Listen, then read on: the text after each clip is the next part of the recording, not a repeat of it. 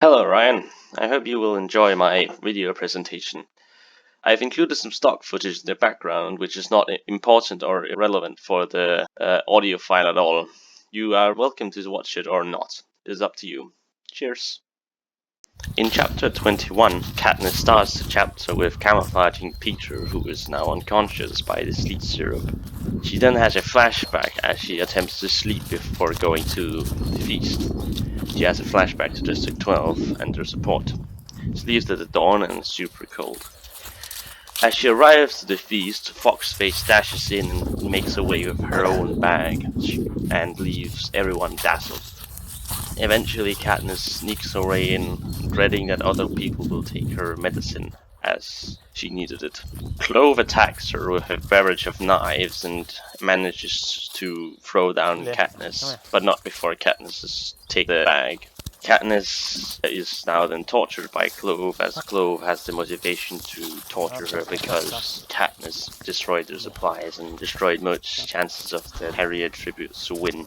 However, Tresh takes away Clove and kills her, and then Tresh decides to not kill Katniss as Tresh feels that he owes her for burying and making her little friend Rue feel safe before she died. She arrives back to the camp and then takes out the needle from the bag and then stabs it into Peter and saves him, which was why she went to the feast, otherwise Peter would die.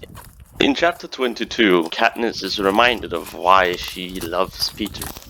In this chapter, she is reminded how she loves Peter. It's not directly a lust, but more of a she does not want to be alone kind of love, if you would say it like that. So that's why she was motivated to go to the feast, because she did not want to lose him, and she even said it to Peter that she went to the feast so she wouldn't lose him. Maybe it was her own selfish desire, and she left that to the Peter to figure out. In this chapter, they also discuss and talk about each other, and then they do a bit of romance.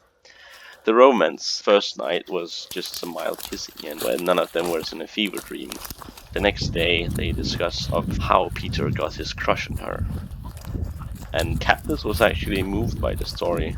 She was like, this is for show, isn't it? But now I'm feeling unsure. So they were about to kiss, but then they were interrupted with a bump, as Hamish sent them a meal. The meal that Katniss said was a favorite at the interview.